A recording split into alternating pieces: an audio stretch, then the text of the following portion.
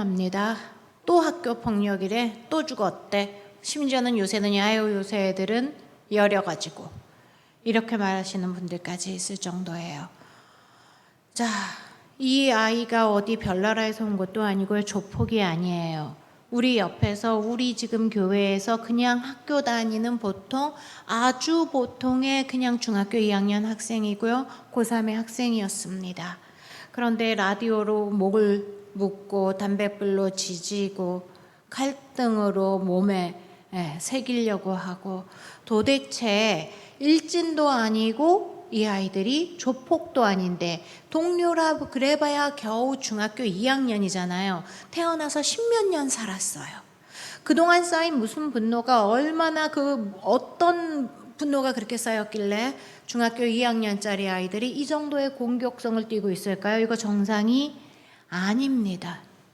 그러면 이 아이는 뭐 나쁜 친구하고 크게 어울린 것도 아니고요, 나쁜 길에 빠진 것도 아니고요, 엄마 아빠는 간식 차려주면서 그냥 친구 왔다고 그런 줄 알고 먹였고요, 학교 가서 대구 수성구면 공부해라 학원 가라 그러던 학구열 높은 그냥 그런 바로 우리 동네에 있는 아이인데, 안 갈 수도 없고 죽어도 가야 되는 학교에서 매일매일 이런 일을 당한다, 상상도 할 수가 없는 일입니다. 누가 도대체 우리가 사는 사회를 이렇게 만들었을까요? 이 아이들이 어딜 가서 살려달라 그래야 될까요? 며칠 전에 죽었던 그 고3 학생들요, 신고를 안 했답니다. 경찰한테 신고 안 했대요. 담임선생님한테 말 안 했다고 담임선생님 얘기합니다. 왜일까요? 왜야 경찰한테 신고하는 번호 모를까? 또는 담임선생님한테 얘기한다는 거 모를까요? 벌써 아는 거죠. 해봤자 소용없을 거라는 거. 해봤자 소용할 수 없다, 상관없을 거라고, 소용없을까 봐 학폭이 열려봤자 결국 걔네들은 금방 풀려날 거고, 자기는 더 고생스러울까 봐 결국은 우리 아이들이요, 우리가 살아가는 세상에 대해서 어른들에서 이 정도로 불신하고 있다는 얘기입니다. 제가 처음 이제 미국에서 한참 한 10몇 년을 살다가 14년 이렇게 살다가 와가지고요, 귀국을 했을 때 우리 학생들을 맡았어요. 부정신에 이제 학생들을 맡으면서, 또 동시에 어떤 부산의 목사님이 주일에 한 번이라도 우리 청소년부를 좀 맡아주시면 좋겠다 그래서 이제 하루씩 주일날이라도 가서 사역을 했습니다. 근데 학생들이 이제 막 자꾸 이야기를 하는 거에 친해지니까 자꾸 말을 하는데, 이런 얘기를, 목사님 뭐 어차피 저야 잉여 인간이니까요, 이렇게 얘기를 하더라고요. 무슨 말인지 못 알아들었어요. 처음에는 인어 뭐지 이게, 잉어 요새 이게 무슨 얘기인 거지, 인어인간이란 소리일까? 그래서 그게 무슨 뜻이니 그랬더니, 나는 어차피 남아 돌아가는 인간, 필요 없는 인간, 쓸데없는 인간이라는 소리로요, 잉여 인간이라는 얘기를 한대요. 어디서 이런 소리를 도대체 들은 걸까요? 3살, 4살, 5살, 6살 그 조그만 아이 때부터, 만약에 여러분이라도 사람이 사람한테 너는 쓸모없는 인간이다, 너는 더 이상 쓸데가 없는데 하나님이 잘못 만들었다, 엑스트라로 만들었다, 아무짝에도 쓸모있는데 잘못해서 남아돌게 잉여로 더 만들었다는 얘기는요, 굉장히 정신적인 폭력입니다. 육체적인 폭력보다 더 큰 폭력이겠죠. 이런 폭력을 당하고 자란 아이들은 이렇게 실제적으로도 폭력적이 됩니다. 그러면 우리의 교육들이요, 입시경쟁 교육 언제부터? 이제는 고등학생만 입시지옥이 아니에요. 저 때는요, 그냥 고3 때만 딱 죽었다 그러고 살아라, 너는 인간이 아니다, 고3이다, 이런 얘기를 듣고 살았어요. 지금은요, 고등학교, 중학교, 초등학교까지 입시지옥이 돼버렸습니다. 그 중에서 우리 아이들은요, 너는 1등부터 10등, 5등 이선까지는 쓸만한 인간이고 대학을 갈 인간이고, 나머지는 잉여 인간이다, 너희들은 반평균만 떨어뜨리는 인간이다. 저희 때도요, 자율학습실은 따로 있었어요. 그 예전인데도 에어컨 틀어줬고 칸막이에 12시까지 남아있고, 그거 끝나야 집에 갈 수 있었습니다. 대신에 에어컨, 히터 하루 종일 틀어줘요. 몇 명만, 대학을 갈 만한 애들만. 나머지 잉여 인간들은요, 그냥 놀든지 말든지 상관 안 해요, 학교가. 자, 이런 대접을 받고 자랐다면은 그 분노는 마음속에 차곡차곡 쌓였을 겁니다. 서열주의, 성경 맞는주의, 돈만 있으면 되지, 니네 부모가 돈 없는 게 죄지. 예, 너무나 당연하게 불의, 부당함, 학교폭력 신고를 해도 아버지가 잘 살면 풀려날 거라는 게 그냥 상식처럼 돼버린 세상. 이 속에서 우리 교회는 이렇게 될 때까지 무엇을 하였나는 겁니다. 다 같이 한번 읽어볼까요? 이는 우리가 이제부터 어린아이가 되지 아니하여 사람의 속임수와 간사한 유혹에 빠져 온갖 교훈의 풍조에 밀려 요동하지 않게 하려 함이라. 자, 이 온갖 교훈의 풍조, 간사한 유혹이 뭘까요? 우리가 매일매일 듣는 지금 얘기한 것 같은 이야기 드립니다. 성공해야 산다. 방법이 어떻게 됐든지 네가 힘세져 봐라. 그놈들이 다 숙이고 들어온다. 그러려면 네 친구부터 이겨야 된다. 네 옆에 있는 애가 경쟁자다. 그거 하나 못 이기고 어디 가서 나약해 빠져가지고 어디 가서 맨날 꼬북만 하고 살 거냐. 결과만 좋으면 다 좋다. 이런 수많은 풍조들을 우리는 처세술이랍시고, 예, 그게 좋은 성인이 어른 되는 길이랍시고 철드는 길이랍시고 가르치고 동일하게 답습하지는 않았냐 이 얘기입니다. 구원파 이단이잖아요. 여러분 몇 주 전에요, 신천지가 우리 부산 장신대학교에, 부산 장신대학교는요 통합층 목사님을 키우는 학교거든요. 부울경의 유일한 신학교입니다. 통합층 목사님 장로교를 키우는. 여기를 전도로 왔어요. 신천지가 전도지 들고. 오늘은 부산역에 내려서 오는데 우리 집사님께서 아유 저기 가는 저 사람들 저거 여호와의 증인이라 그러더라고요. 여호와의 증인이요 집까지 팔면서 중국으로 선교를 간답니다. 도대체 어디서 이런 열심이 나오는 걸까요? 나 좀 진짜 배워오려고. 어떻게 기독교 교육을 시키면 이런 열심을 낼 수 있나? 여러분, 그런데 정작 진리를 가지고 있다는 우리 교인들은, 기독교인들은 왜 이렇게 매가리가 없는지. 구원파는요 베르트도 고쳐서 엄청 더 많이 차를 싣고 사람을 실어서요 돈 굉장히 많이 벌었어요. 옆집에 뭐라고 살았는지 몰랐더니 이제 봤더니 구원파인데 떵떵거리고 몇 년 지나더니 집도 사고요, 몇 년 지나더니 외제차 사고요, 또 몇 년 지나더니 뭐 어마어마하게 사업체가 커졌다. 자, 여러분들 뭐라 그러시겠어요? 사업은 저렇게 했어야 되는 건데 혹시 그러지 않았습니까? 그런 성공에 같이 마음이 휘둘리지는 않았습니까? 그 간교한 술수에 정말 죽어도 그것은 안 된다 라고 우리는 정말 대안적인 가치를 얼마나 심어줬습니까? 교회는요 영적인 싸움은 가치관의 싸움입니다. 세상은 끊임없이 공중의 권세 잡은 자는 끊임없이 자기의 가치를 이야기해요. 거짓말하고 미혹해하고 죽이고 시기하고 질투하고 짓밟으라고. 우리는 교회 안에는요 우리의 대안적인 가치가 있습니다. 그런데 우리는 얼마나 우리 교회는 다르게 살아가느냐, 우리 교회는 과연 세상과 다른 하나님 나라냐, 이 얘기를 하고 싶은 겁니다. 예수님이 오셔서요 처음에 가장 선포하신 핵심의 말씀은 이거예요. 하나님 나라가 가까이 왔으니 회개하고, 그죠? 회개하고 구원을 받으란 얘기입니다. 하나님 나라가 가까이 왔다 그러셨어요. 다른 얘기로는 천국이 가까이 왔다. 여러분 천국이 무엇일까요? 하나님 나라가 뭘까요? 우리가 가끔 이런 얘기들 종종 질문 들어보셨죠? 회심에 대해서. 오늘 지금 죽어도 천국 갈 자신 있습니까? 그러면 천국은 내가 죽어서 꼭 가는 곳인가요? 그러면 오늘 하나님 나라에 가시기 싫으시죠? 죽어서 가는 곳이면. 네, 하나님 나라는요 그런데 성경에 또 다른 얘기가 있어요. 꼭 죽어서만 가는 게 아니라 너희 가운데 임하신다 그랬잖아요. 그죠? among you입니다. 다시 얘기하면 너희들의 관계성 가운데 하나님 나라가 임하신다. 하나님 나라는 또 어디에 임할까요?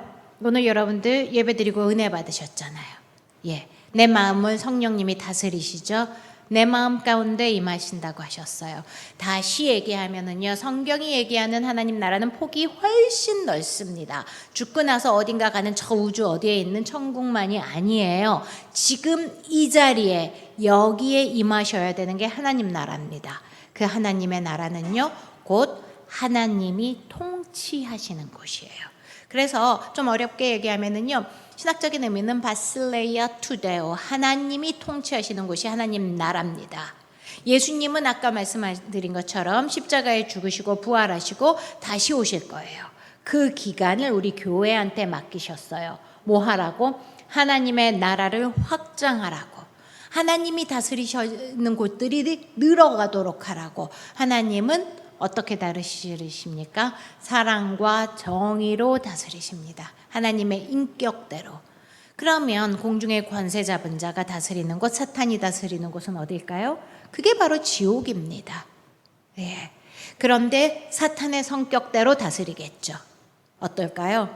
생각만 해도, 상상만 해도 아시죠? 미움, 시기, 다툼, 참욕, 방탕, 약육강식, 약한 자들은 다 잡아 죽이는 곳, 그리고 올라서면 되는 곳, 사단이 다스리는 곳입니다. 자, 그러면은요, 우리 가정은 하나님 나라입니까? 정말 하나님의 원리대로 다스려지나요? 아버지와 아들이, 어머니와 딸이, 남편과 부부가 하나님의 원리대로 사랑과 정의로 섬기나요?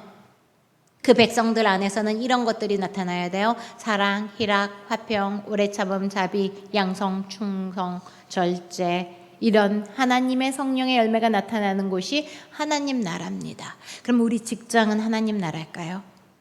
갑질, 직장 갑질. 우리 군대는요, 구타하고 때리고 은폐하고 다 키워놓은 자식이 가가지고, 이거는 어린애도 아닌데 죽어서 돌아왔는데, 죽음으로 돌아왔는데 왜 그랬는지 밝혀지지도 않는 세상. 자, 마지막으로 여러분에게 묻겠습니다. 우리 교회는 하나님 나라가 맞습니까? 여기에서는 정말 사랑과 정의가 다스려지고 서로 섬기고 서로 인내하고 서로 존중하면서, 그곳이 바로 하나님 나라입니다. 하나님 나라하고 세상을 아까 지옥과 천국을 구분해 봤죠. 단적으로 얘기하면 이렇습니다. 삼각형. 결국은 파워, 힘이 어디에 있느냐예요. 세상은 삼각형이죠. 피라미드. 제일 힘 있는 사람이 어디예요? 제일 꼭대기 위에 혼자 있습니다. 그 밑에 있는 사람이 영의정, 좌의정, 우의정, 양옆에 뭐죠? 1인 지하 만인 지상 이런 자리요. 저기라도 올라가면 다행이죠. 그 다음에는요, 세상에서는요, 공부하고 죽어라 노력하고요, 성실하게 열심히 살아면 뭐 하라고요? 자꾸 사다리 타서 올라가라고요. 더 높은 계층으로, 더 위로 자꾸 올라가라 가르치라. 이게 우리가 노력하는 이유입니다. 하나님 나라는요, 점점 성장해서 점점 신앙이 좋아지면 어떻게 해야 될까요? 점점 내려와야 됩니다. 밑으로. 더 많이 공부하고요, 더 많이 버는 거는 왜일까요? 자꾸 더 힘이 세지는 건 왜일까요? 밑으로 내려와서요, 더 많은 사람을 섬기고 살려내려고. 그러면 하나님 나라의 제일 밑에 있는 분이 제일 센 분이죠. 제일 힘이 막강하신 분, 강력하신 분 누굽니까? 예수 그리스도. 온 인류의 죄짐을 지고 모든 인류를 살려내신 분. 그래서 제일 밑에 계십니다. 자, 그러면 야고보와 요한은요, 저 삼각형 같은 세상을 꿈꿨어요. 그래서 주님이 다시 와서 왕으로 오시는 날, 내가 이렇게 3년을 따라다니면서 희생하고 헌신했으니까 나를 뭘로 삼아주세요? 양 옆에 좌우편에 앉혀주세요. 저 높은 자리 생각하고 얘기했을 거예요. 근데 주님은 이랬어요. 너희가 내가 마시는 잔을 마실 수 있겠니까?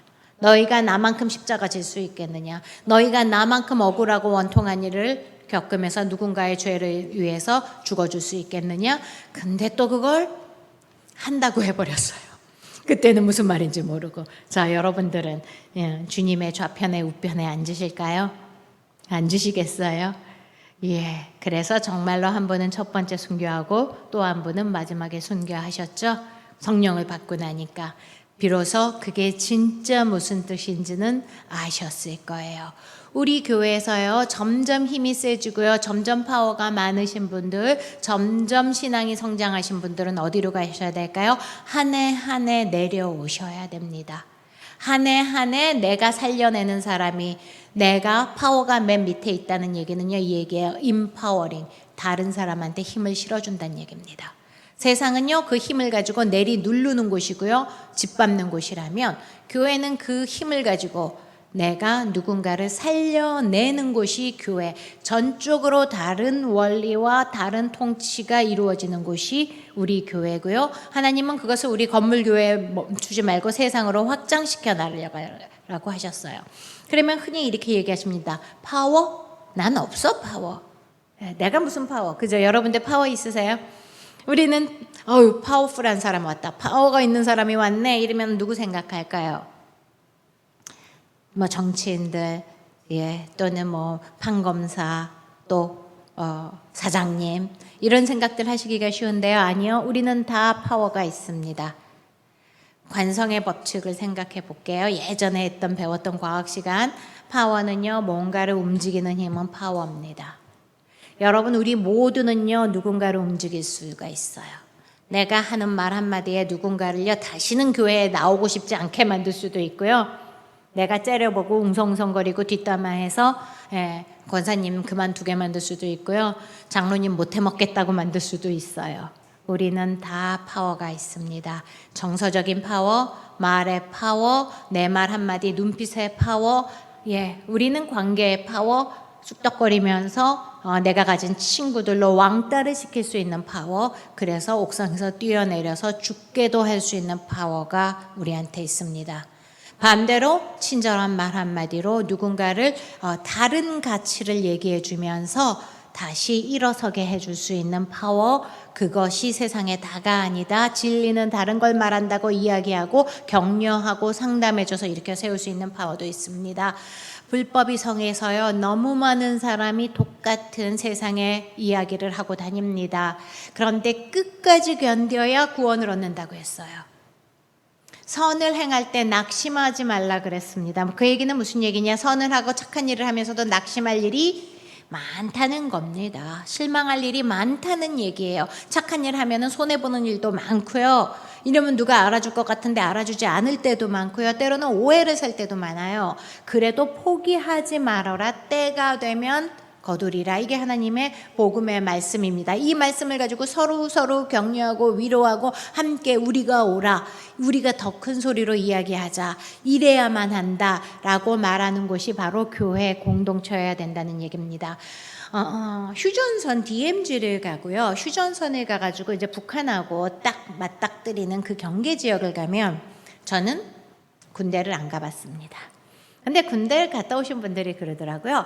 거기에서는 양쪽 방송이 너무 시끄럽게 나온다고. 우리는 막 BTS 노래 틀어주고요. 막 드라마 재밌다고 남한으로 넘어와라, 뭐 풍요롭고 자유로운 나라. 또 북한에서는요, 북한대로 그렇게 빈부격차 심하고 우리가 훨씬 좋다, 서로 방송을 틀어댄다는 얘기예요. 자, 신천지도 방송을 틀어댑니다. 우리 드라마만 켜면은요, TV만 보면 모든 선전 방송을 틀어댑니다. 행복은 그랜저를 사야 성공을 하는 거고, 그죠? 행복은 큰 잔디밭에 패밀리 주스 먹고 앉아 있어야 행복한 거고, 야외 정원에서. 끊임없이 세상이 틀어대는 방송의 소리와 여러분 우리가 진리의 소리로 틀어대는, 인생은 그런 게 아니다. 참 행복은 그런 게 아니다. 사람은 그러라고 태어난 게 아니다. 우리가 틀어대는 소리 중에 어떤 소리가 더 클까요? 그러면 사람들은 전도 당합니다. 문제는 우리 교회가, 기독교인이 세상에서 트는 소리하고 별로 다르지 않은 소리를 자꾸 해요. 교회 안에서 자꾸 다르지 않은 세상하고 비슷한 일들이 일어나요. 교회를 봤자 세상과 별로 틀리지가 않으니까 사람들은 구분을 못합니다. 우리 기독교가 한참 성장했을 때가 있었어요. 그런데 자꾸 숫자가 줄어갑니다. 여러분들 교사님들, 또 우리 다음 세대들, 물론 인구가 줄었지만요, 바로 알 수 있죠. 자꾸 줄어들어가요. 왜일까요? 많은 기독교 윤리 서베이를 해보면요, 교회에 대한 불신도가 자꾸 늘어나기 때문이에요. 교회가 자꾸 못 믿을 곳이 된다는 얘기예요. 말은 잘하는데, 말은 그럴듯하게 하는데 믿는 거랑 아는 일이 하나가 되지가 않는다. 앞뒤가 다르다. 성경은 분명하게 얘기합니다. 온전한 사람은 아는 것과 믿는 게 하나여야 된다. 그리고 그런 사람들은요, 즐거워하는 자와 함께 즐거워하고 우는 자와 함께 웁니다. 자, 여러분들 왜 우리가 이렇게 즐거워하는 자하고 같이 즐거워하고 우는 자하고 함께 울 수 있는지 한번 볼까요? 지금부터 옆 사람하고 실험을 한번 해보겠습니다. 자, 친한 사람끼리 하세요. 얼굴을 막 이렇게 마주봐도 이렇게 무한하지 않은 사람들하고. 자, 게임은 이거예요. 룰이 둘이 얼굴을 쳐다보시고요. 한쪽은 환하게 웃으세요. 환하게 웃었는데 나머지 한 사람은 절대로 따라 웃으면 안 돼요. 하실 수 있죠? 자, 나는 이 포커페이스. 예. 아, 나 자신 있다 하시는 분 절대 따라 웃으면 안 됩니다. 하나 둘 셋 하면 시작. 하나 둘 셋. 한쪽은 환하게 웃고 한쪽은 절대로 얼굴 표정을 움직이지 마세요. 절대 따라 웃으면 안 돼요. 자, 난 표정 관리에 자신 있다. 예, 해보세요. 자, 성공하신 분. 난 절대 안 웃었다. 오, 그래요? 자, 좋습니다. 두 번째 실험이요. 이번에는 인상을 팍 쓰세요. 미간의 주름을 완전 잡고 한 분이 반대분이. 이번에는 반대 사람이 절대 따라하지 않고 아무 표정을 안 지어야 됩니다. 자, 하나, 둘, 셋. 땡. 자, 이번에도 성공하신 분. 아, 나 진짜 성공했다. 별로 없으세요? 아, 자신 있는 분이 이렇게 없어요? 얼굴에 표정 관리가 그렇게 안 되세요? 자, 성공하셨다고 생각하시는 분들이요. 자, 움페리라는 신경과학자가요. 여기에 전부 다 간극의 미세한 신경의 떨림도 감지할 수 있도록 전부 다 선을 연결했어요. 그리고 나서 바로 이 실험을 했어요. 그래서 보통 사람들이 나는 진짜 절대 안 웃었다 그러는 사람들이요 0.04초간에도 미세하게 웃는 신경이 떨린답니다. 그 다음에 사람은 인식하지 못하고 인지하지 못했어도요 상대방의 인상을 찌푸리면요 미세한 미간이 자기도 떨린답니다. 왜 그럴까요? 바로 거울 뉴런이 있어서 그래요. 자, 우리 따라쟁이 동물 여러분 한번 제일 남 잘 따라하는 동물 누구? 원숭이. 그죠? 메롱 하면 메롱. 바로 거울 뉴런이 많기 때문이에요. 최근에는요, 이 반려견 키우는 가정이 많잖아요.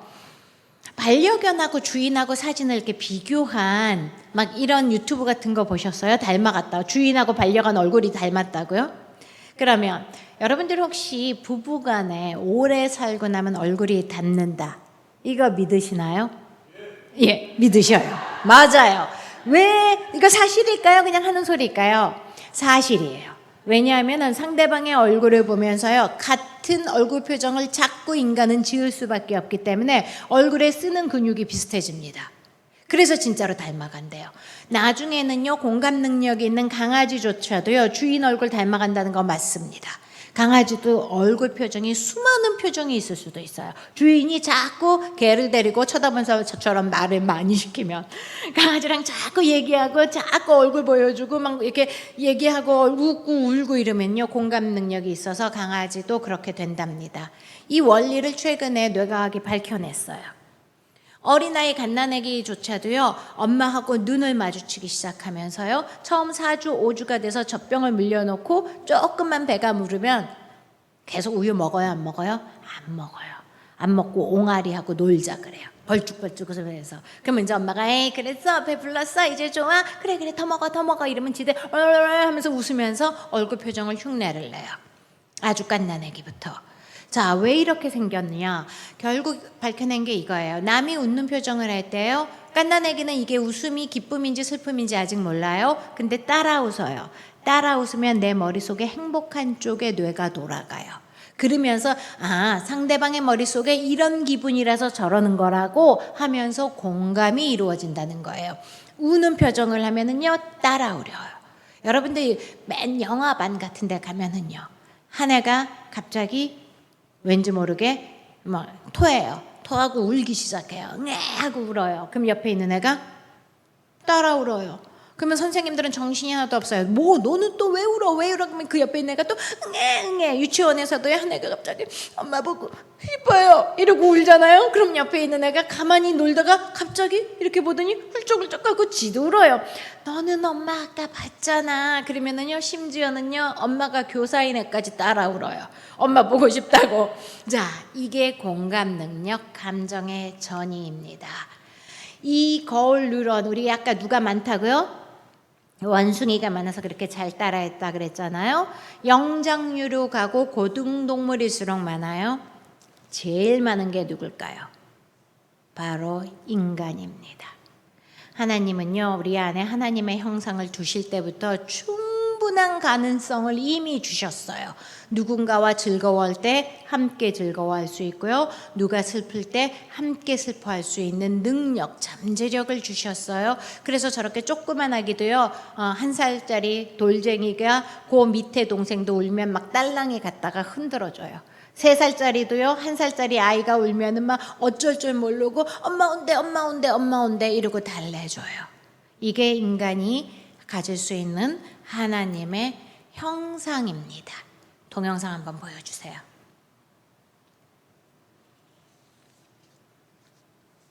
그러니까 동영상 좀 소리 조금 더 키워주세요.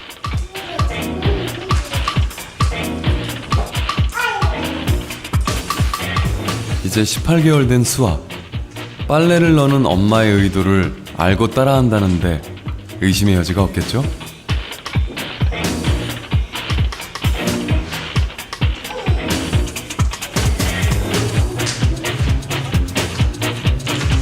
이처럼 상대방의 마음을 읽는 것은 인간이 가지고 있는 놀라운 능력입니다.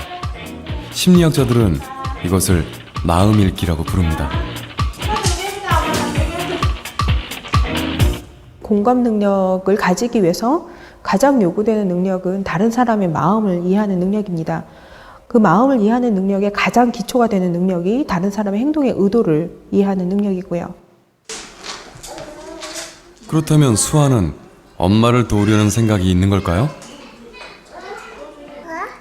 혹시 그냥 재미있어서 따라하는 것은 아닐까요? Helping behaviors are interesting because in order to help someone with a problem, you have to first be able to infer the goal that a person is trying but failing to achieve. And then you also have to have some pro-social or altruistic motivation to act on behalf of the other. 워네킨 교수가 직접 실험했습니다. 아기들은 정말 다른 사람의 의도를 알고 돕겠다는 생각을 하는 걸까요?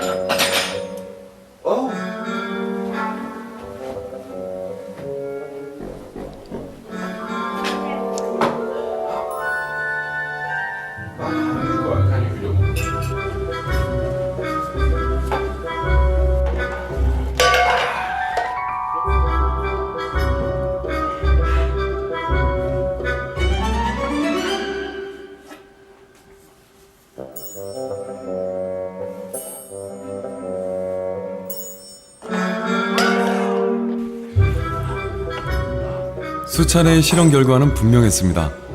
아기들은 18개월만 돼도 어른이 하고자 하는 의도를 파악하고 적극적으로 도와주려고 한다는 겁니다.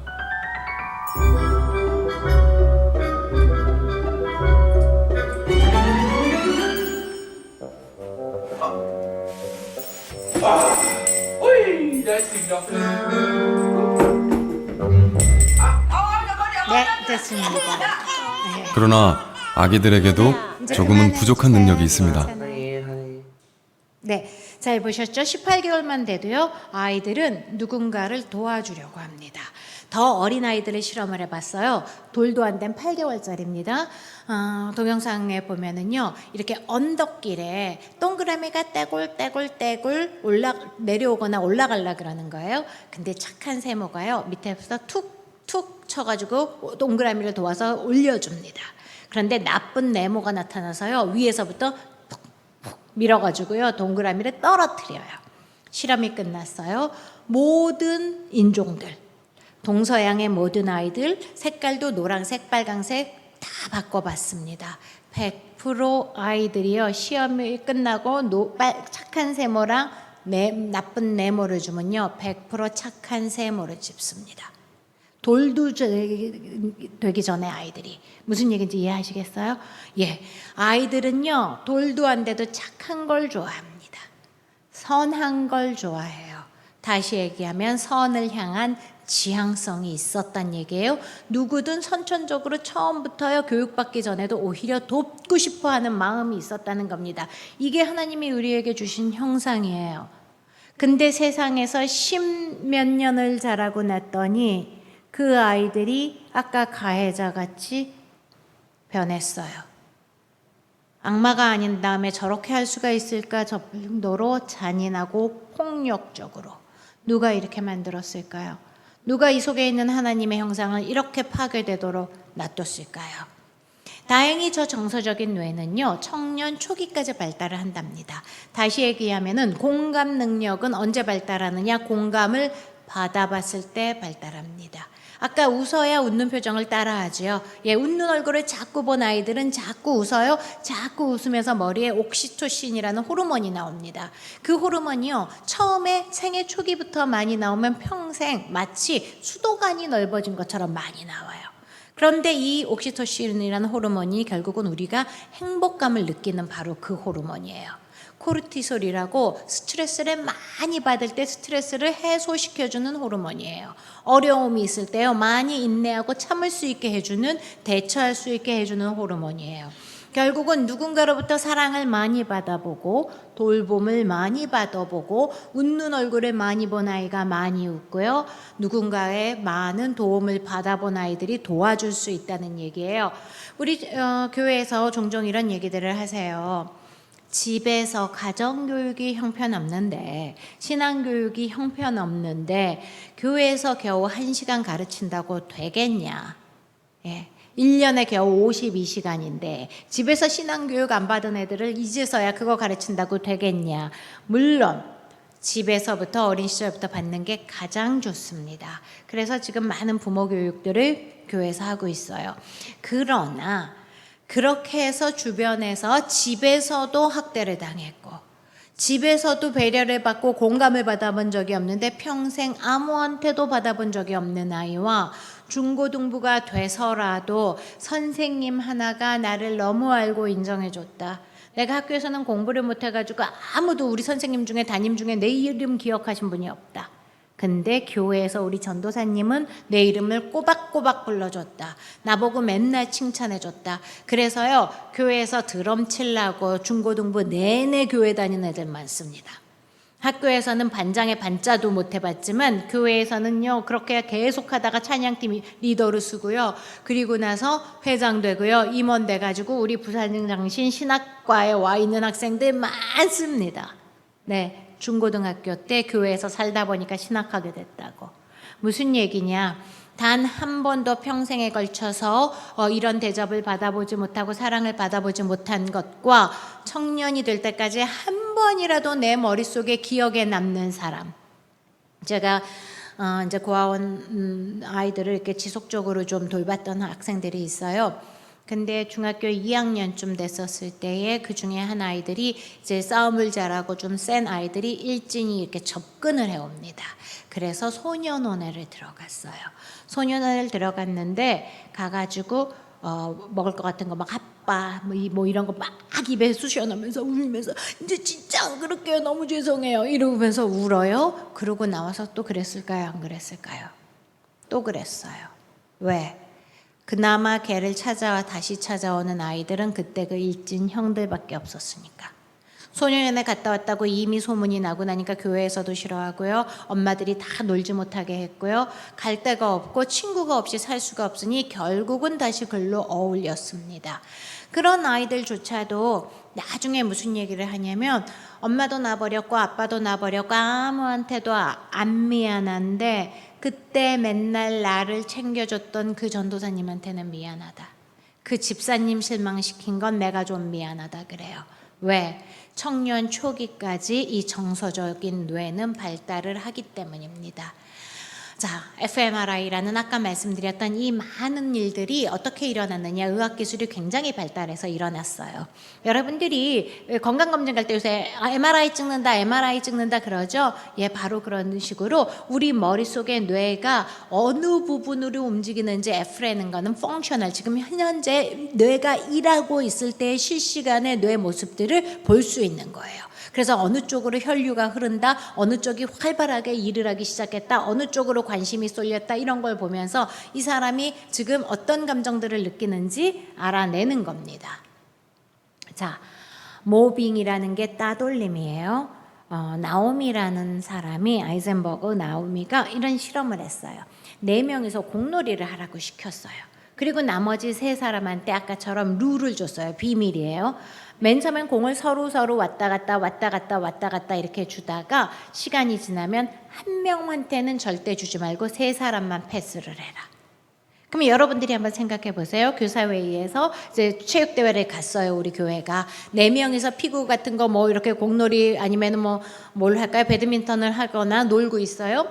공을 같이 갖고 놀았는데 갑자기 서서히 사람들이 나한테만 패스를 안 해요. 그러더니 지네 셋이서만 놀고 또 던져주고 나는 점점 한 번도 공이 안 와요. 자, 처음에 어떤 생각이 들까요? 내가 예민한가? 그죠? 우연인가? 또는요, 교사회의를 해가지고 사람들이 막 나보다 먼저 모여가지고 막 무슨 얘기를 하고 있어요. 근데 내가 문을 딱 들어갔더니 갑자기 조용해지고 이러고 앉아 있어요. 자, 어때서요? 싸죠, 뒷골이.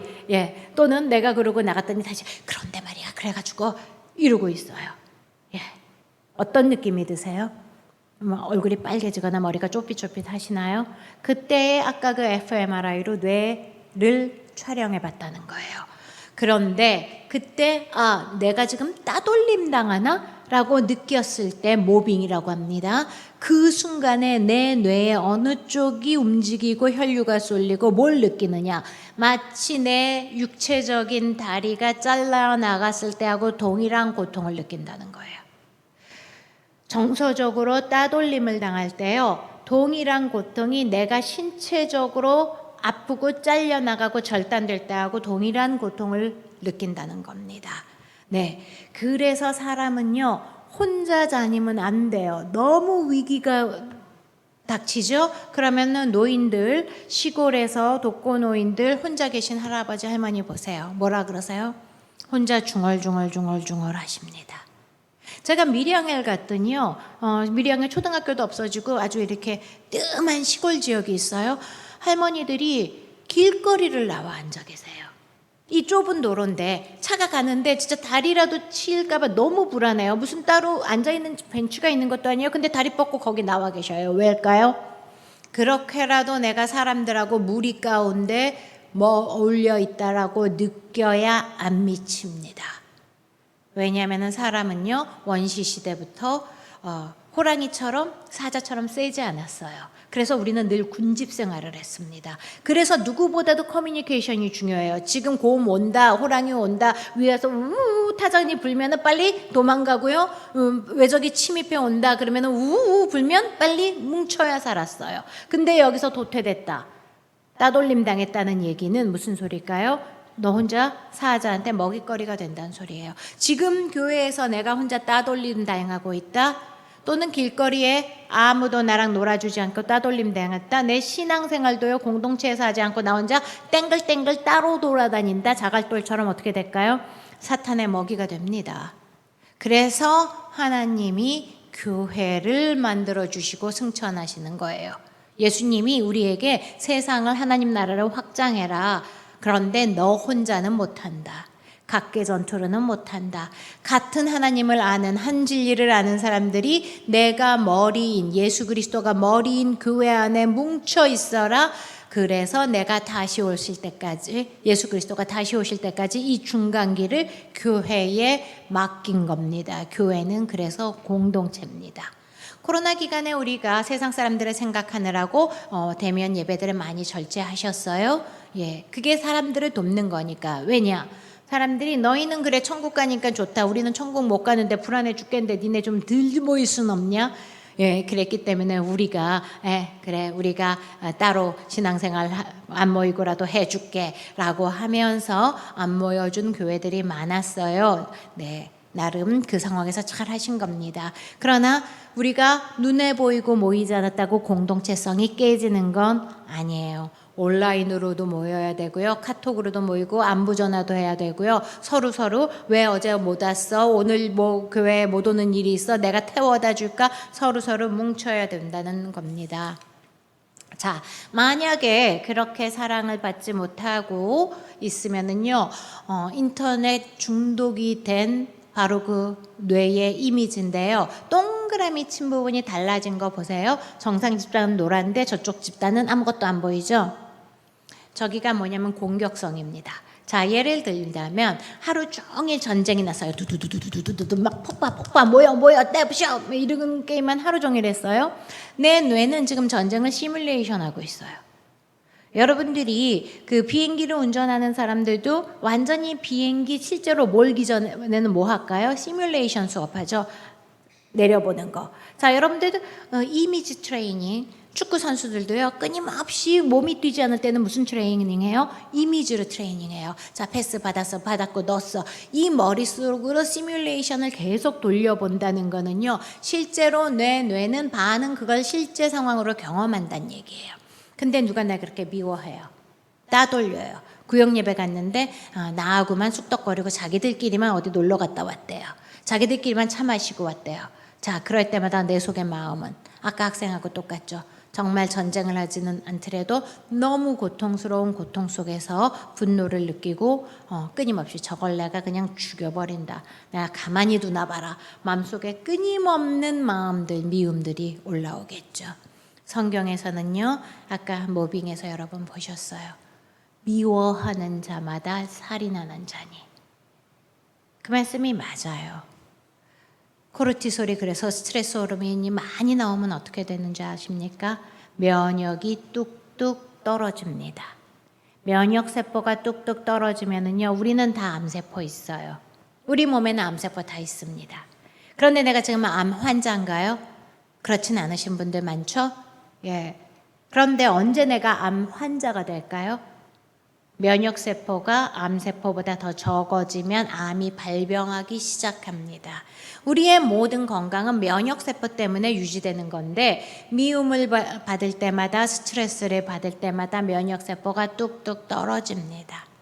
자, 여러분, 몇 명 죽여보셨어요? 몇 명이나 죽여보셨어요? 아, 무슨 소리야 그런 일.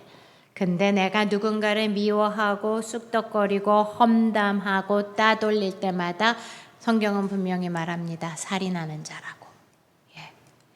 자, 더 뒤로 보내야 되겠네요. 자, 이거는요, 기도할 때에 우리의 뇌 속을 찍은 거예요. 아까하고 동일하게요. 근데 여러분들, 기도할 때 갑자기 마음이 평안해지시는 거 느껴보신 적 있으세요? 네, 코로나 때문에 진짜로 사업이 매일매일 문을 닫고요. 대출을 또 받고 또 받았는데 갚을 길이 또 없고 다음 주에는 진짜 문 닫게 생겼어요. 그래서 사람들이 기도해라 그래서 새벽에 나와서 죽어라고 기도를 하면서 눈물 콧물 흘리면서 살려주세요. 또는 우리 아들 제발 돌아오게 해주십시오. 지금 어디서 살았는지 생사는 아는지 모르는지 또 기도하고 또 기도했어요. 막 눈물 콧물 범벅돼서 기도하고 나왔는데요. 왠지 마음이 이제 평안해요. 주님이 아실 것 같아요. 사람들이 심지어는요, 집에 가는데 막 다시 가게 문 열러 나갔는데 콧노래도 나와요. 주와 함께 길 가는 것 뭐 이러면서 즐거운 일. 왜 어떻게 됐어? 대출 또 준대? 은행에서 뭐라고 해? 아들한테 소신고 왔어? 아니, 아무것도 안 왔어. 근데 내 마음이 편해져 있어요. 예, 실제로 기도를 할 때의 모습들을 찍었더니요. 저렇게 우리가 평화를 느낄 때의 뇌 부분이 활성화돼서 실제로 그 사람은 지금 평화를 느끼고 있답니다. 세상에 변한 것이 없고 아무 희망이 없고 다른 것들이 바뀌지 않았는데도.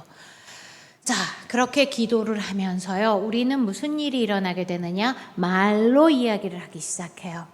말로 이야기를 하기 시작하면은요, 하나님 죽겠습니다. 정말 사업 안 돼서 어떻게 하나님 저한테 이러실 수가 있습니까? 내가 교회에 그래도 헌금을 얼마를 했고 교사를 얼마를 봉사를 했는데 라고 내가 막 이야기를 하면서 하나님 진짜 이번에 내 기도 안 들어주시면 나도 절대로 이제 교회 더 이상 안 나갑니다. 죽기 아니면 살깁니다. 라고 기도를 하다 보면은요, 어떠세요? 근데 내 기도가 이게 맞나? 싶어지죠. 예, 이런다고 하나님을 협박하는 게 이게 내가 진짜 믿음인가? 하나님이 사막에도 길을 내신다고 했는데 또는 하나님이 주시는 성공이 내가 지금 생각하는 성공하고 다를 텐데 나는 왜 아직도 이런 것만 바라고 있지? 내가 지옥에서 살아야 되는 나를 구원해 주셨고 하나님 나한테 생명 주셨고 영원한 생명 주셔서 이렇게 기도하고 살 수 있게 해주신 것만도 감사한데 하나님 없었으면 내가 이 얘기를 어디 가서 하나, 이 무너지는 속을 어디 가서 털어놓나. 하나님이 나 구원해 주시고 매일매일 내 얘기 들어주신 것만도 감사하지. 이렇게 바뀌게 돼요. 이거를 상위인지라고 합니다. 우리는 기도를 하면서 말을 하면서요, 내가 누군지 깨닫게 돼요. 내가 말이 안 되는 소리 하고 있구나 지금. 내가 생각해도 앞뒷말이 안 맞네. 또는요, 내가 이런 얘기를 하면서 그 집사 진짜 미운데 하나님 죽여주세요까지 아니라면 그놈의 사업 큰 소리 치는 거, 그 잘난 척하는 거 꼴도 보기 싫으니까 제발 좀 망하게 해주세요 라고 하다가 돌이켜서 내가 하나님을 믿고 그리스도인인데 이런 질투를 하는 게 맞나? 또는 로또만 돼도 좋겠는데 하나님 나한테는 왜 로또가 한 장도 안 걸립니까? 이런 기도하다가는 내가 이게 맞는 기도, 내가 그리스도인이 받는 복이 이 복인 게 맞나? 자꾸 생각을 하게 돼요. 그래서 기도를 하면서 우리는 성경 말씀과 비교를 하면서 성장을 합니다. 그 다음에는요, 나누면서 우리는 또다시 성장을 해요. 이번에 실험은 이런 거예요. 여러분들 예전에 아까 우리 읽었잖아요, 유서. 만약에 엄마가 그 유서를 또 읽고 싶을까요? 또 생각을 할까요? 10년이 지났어요. 세월호 아이가 죽은 지 5년, 7년, 10년이 지났어요. 그때 기억을 또 하고 싶을까요? 여러분들은 어렸을 때요, 너무너무 끔찍했던 기억 한번 생각해 보시죠. 그때의 기억은 생생할 수도 있어요. 그때 우리 엄마가 노란 원피스가 피로 물들어서 피가 철철 났다. 이게 상생할 수도 있어요. 네. 아빠한테 맞아서. 근데 나는 무서워가지고 입을 뒤집어 쓰고 막 가서 말리지도 못했다. 이런 기억은 생생합니다. 근데 어른이 돼서 그거 다시 기억하기 싫어요. 그래서 우리는 묻어두고 삽니다. 왜 그럴까요? 그 기억을 한 번씩 할 때마다요, 그 고통이 어제 일같이 새록새록 다시 떠오르니까 우리 애기를 그 잃어버리고 3살짜리를 껴안고 차가워져가는 이런 기억들 다시는 떠오르기가 싫어서요, 다시 기억하고 싶지가 않죠. 왜? 우리는 그 기억을 한다는 거는 또다시 그 고통을 느끼는 일이기 때문에 그래요. 뇌에서 다시 한번 그게 돌아가기 때문입니다.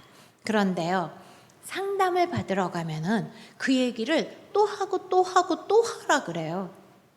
묻어두지 말고. 묻어뒀을 때는요, 이게 마치 게릴라군 같아요. 시도 때도 없이 나한테 엄습을 해와서 시도 때도 없이 우울하게 만들고요, 갑자기 기운이 없고요, 엄마 돌아가신 가을만 돼도 손 하나 까딱을 하기 싫고요, 밥숟가락도 들기가 싫고, 아들 잃어버린 그 시절만 돼도 배만 봐도요 손이 부들부들 떨리고 먹고가 싫고, 이렇게 시도 때도 없이 올라와요. 우리가 억압하고 묻어둔 기억은. 근데 자꾸 이 이야기를 하면은요, 처음에는 아까처럼 이 소름 끼치잖아요. 너무 슬픈 얘기하면 닭살 돋는다 그러죠. 피부 검사, 맥박 검사, 심장 검사, 손에서 땀 나는 검사를 다 연결을 해서 해보면 처음에는 그 고통을 똑같이 느끼는 반응이 나옵니다.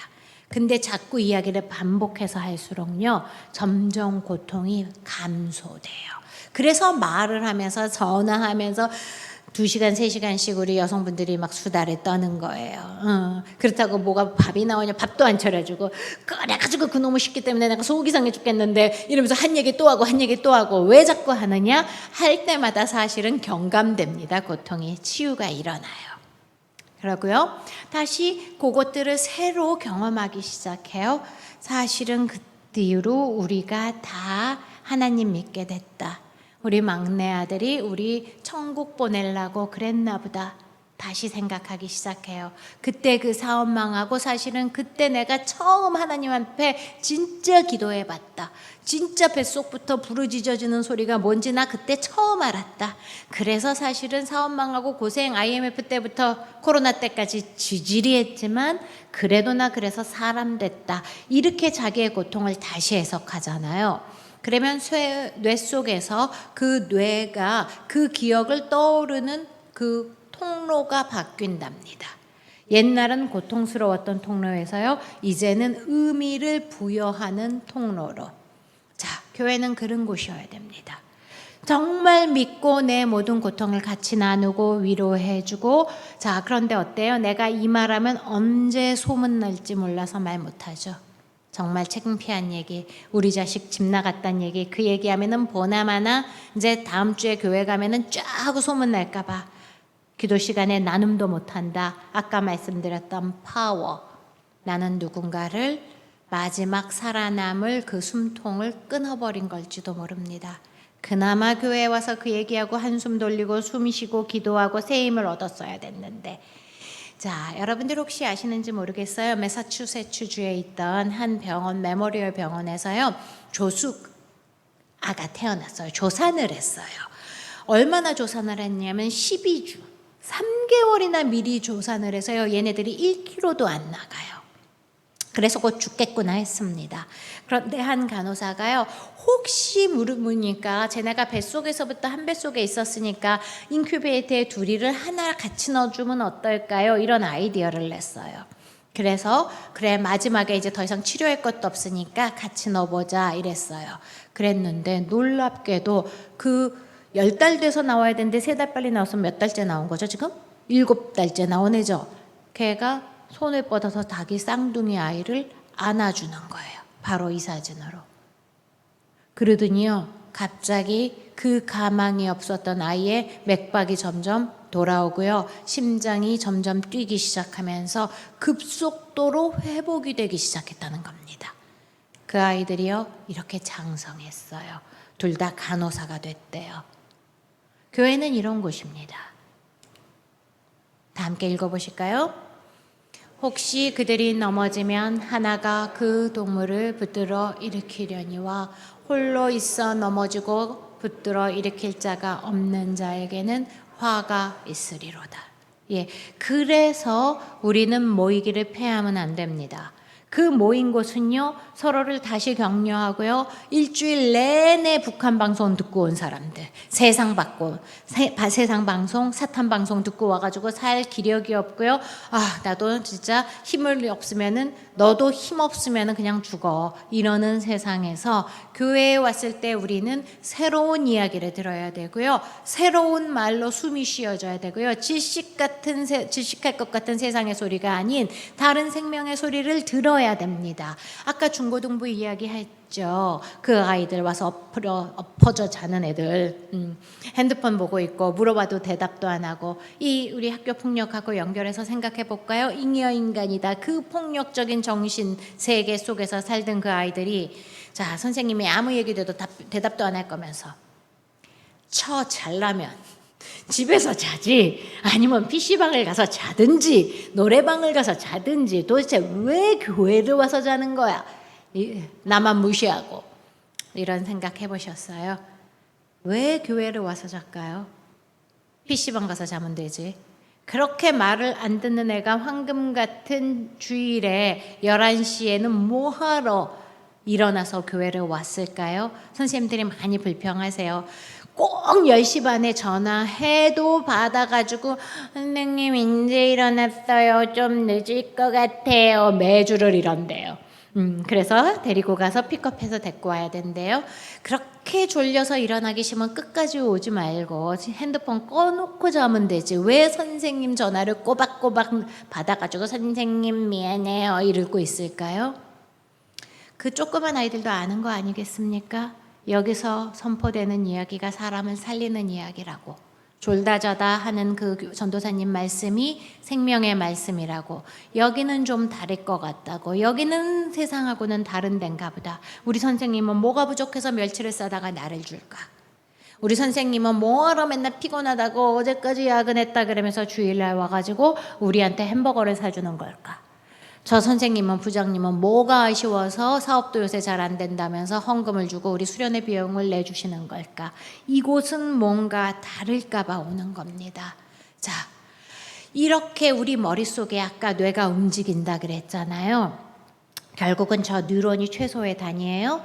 그 저 끝에 있는 나무 뿌리 같은 데서 다른 뿌리로 막 메시지를 전파를 보내면서 우리는 어떤 것을 이해하고 느낍니다.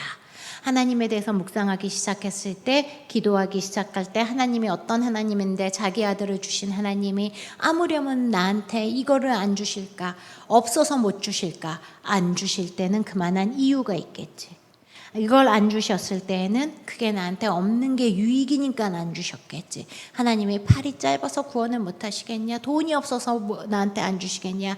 이게 내 영혼을 살리는 길이니까 안 주신 거겠지. 생각을 하기 시작하면서 평화롭게 되죠. 어떻게 돼서 평화로워지냐? 바로 아무것도 없던 그 나무 뿌리 같은 데서 이쪽 끝에 가지가 뻗기 시작하잖아요. 그 가지가 뻗은 게 다른 뉴런에 가서 완전 닿진 않지만 전파를 보내기 시작하면서 저 가지가 뻗어 나오면서 내 마음이 변하는 겁니다. 생각이 달라지는 거예요. 평화로운 마음으로 바뀌는 거예요. 갑자기 확신이 들기 시작하는 거예요. 하나님이 날 버리실 리는 없다고. 얼마만 기도하고 얼마가 지나면, 말씀을 얼마나 보면 저런 가지가 뻗어 나올까요? 얼마나 들면 내 마음이 생각이 변할까요? 내 감정이 미움에서 사랑으로 연민으로 바뀔까요? 여러분 한번 얘기해 보세요. 어느 정도 기도하고 어느 정도 말씀을 보면 저렇게 달라질까요? 아무 말 어차피 모르시죠? 아무거나 던지세요. 자, 얼마나 하면은 저렇게 내 뇌 속이 바뀔까요? 머릿속이 얼마? 3초? 오, 정말 믿음이 좋아요. 여태까지 이만한 믿음을 보지 못하여 또다. 막 어떤 분은요, 막 10년, 1년, 목사님 정도는 기도해야 저 정도 된다. 자, 저게 학습 후 20분. 성경 말씀 읽기 시작하신 지 20분. 여러분 출근하실 때요, 찬송가 틀어놓으면서 출근길 그렇게 가기 싫고 일어나기 싫었는데 출근길에 출근 준비하면서 20분 30분이라도 찬양 틀어놓고 하면서 서서히 콧노래가 나고, 아유 그래도 하나님이 맡기신 사역지가 여긴데 내가 가서 오늘 사역하고 와야지. 우리 사장도 내가 그냥 내 양이라고 보고 간다. 이렇게 하면서 왜 양이라고 보이는지 아세요? 짐승 같아서. 그냥 내가 양 한 마리 치러 간다. 이런 마음으로 바뀌어서 왜 갈 수 있느냐? 네, 우리가 하나님에 집중하고 하나님 말씀을 듣고요, 그 하나님의 찬양을 들으면서 우리 마음이 변하기 시작하는 20분, 30분. 그래서 새벽기도 나오시라는 거예요. 새벽에 못 나오면은 큐티라도 하시라는 겁니다. 그렇게 해서요, 이렇게 그 명상을 하고 큐티를 하는 동안에 실제로 스트레스 호르몬들이 떨어져가는 모습입니다. 자, 명상을 한 지 4주가 지났고 기록을 했습니다. 기억력도 좋아지고요. 기분이 좋으면 여러분들 기억력 좋아지는 것 같죠? 실제로 좋아지는 겁니다. 면역세포도 올라가고요. 몸의 건강도 좋아지고요. 모든 것이 좋아져가는 4주간의 기록. 쭉 색깔이 변하는 건 보이시죠? 네, 저렇게 실제적으로 변합니다. 자, 다 함께 읽어보시겠습니다. 그에게서 온몸이 각 마디를 통하여 도움을 받음으로 연결되고 결합되어 그 몸을 자라게 하며 사랑 안에서 스스로 세우느니라. 네, 교회는 이렇기 때문에 살아갈 수 있는 겁니다. 세상에 그 많은 온갖 유혹과 풍조 속에서도요, 서로 연결되어 있기 때문에. 자, 마지막으로 한마디만 나누고, 제가 몇 년 전에 이제 미국의 여름방학을 시애틀에서 보내야 될 때가 있었어요. 그 근처에 아리조나 사막이라는 데가 있는데, 소노란 데저트라고 부르는데, 근데 이제 세미나가 있고 다들 여길 간다 그러더라고요. 그래서 저도 한번 가봤어요. 근데 한여름이라 너무 뜨거울 때예요. 근데 그게 어느 정도냐면 진짜로 43도, 길거리가 정말 걸어다니는 개미도 잘 없어요. 그런데 그래도 거기까지 갔으니 이제 또 한국 사람으로서 제가 사진은 찍어야 되지 않겠어요? 그래서 내렸어요. 했는데 모든 게 다 없는 저 사막, 황량한 사막에 저 커다란 선인장은 있습니다. 그 선인장이 얼마나 크냐면요, 정말 저 앞에 있었을 때 내 키가 요 중간도 안 와요. 그 정도로 큰 선인장이에요. 모든 사막의 풀떼기라고는 다 꼬실러 죽었는데 저 선인장만 살아 있어요. 가까이 가서 봤더니요, 선인장에 이렇게 구멍이 뚫어 있어요. 왜 그럴까요? 누가 저 구멍을 뚫었을까요? 자, 사막에 사는 온갖 동물들이요, 대낮에 그 뜨거운 태양을 피해서 저 구멍 뚫고 선인장 속에 들어가서 쉬는 겁니다. 그리고 밤에 나와서 활동을 하는 거예요. 그리고 나서는요, 그 선인장이 꽃도 피웁니다. 그리고 새들이 살아남아서 돌아다니면서 이렇게 옮겨주니까요, 열매도 맺어요. 그리고 그 열매에 즙을 짜서요, 결국은 그걸로 잼도 만들고요, 차도 만들고요, 그 열매 때문에 사막에 있는 모든 생명체가 살아남습니다. 제가 그래서 그 잼을 사가지고 왔어요. 우리 신대원 학생들하고 같이 차 마시려고. 왜? 그리스도인들은 이런 사람들입니다. 우리도 세상 살기가 너무 고달프고 힘들어요. 너무 빡빡하고 뜨거운 태양의 사막 같습니다. 그래서 물을 안 뺏기려고요, 우리도 막 지지 않고 물 뺏기지 않고 살으려고 저렇게 뾰족뾰족해졌을 때도 있어요. 그럼에도 불구하고요, 내가 살아있음으로 인해서 세상에 죽어가는 수많은 새들이, 수많은 생명체들이 나한테 와서 깃들고 내 그늘 아래서 그 더위를 피하고, 그리고 내가 그 속에서 맺은 하나님 안에서 피와 눈물로 기도하면서 맺었던 그 신앙의 열매로 사람들이 먹고 살아갈 수만 있다면, 그래서 인디언들이요, 저 해질녘에 저 선인장이 멀리서 보면은 꼭 사람 같대요. 그래서 저 선인장의 이름을 신이라고 불렀답니다. 이 사막에서 유일하게 생명을 도와줄 수 있는, 사람 먹여 살릴 수 있는 신, 이것이 바로 세상이 우리 교회를 보고 기독교인들을 보고 원하는 바입니다. 너희가 우리를 좀 살려주면 안 되겠니? 네. 많은 사람들이 육체를 위해서는 죽도록 공부하고 죽도록 일을 합니다. 그래도 다 썩어질 것들이죠. 여러분들은 지금 인생에서 무엇을 심고 계십니까? 뭘 그렇게 죽도록 하고 계시나요? 성령을 위해서 심는 자는요, 성령으로부터 생명을 살려내고 영생을 거둡니다. 우리가 오늘 피곤하고 힘든 이 하루를 돌아보면서요, 정말 남은 인생 뭐 하고 살아야 될지 다시 한번 생각해 보는 하루가 됐으면 좋겠습니다. 네, 감사합니다.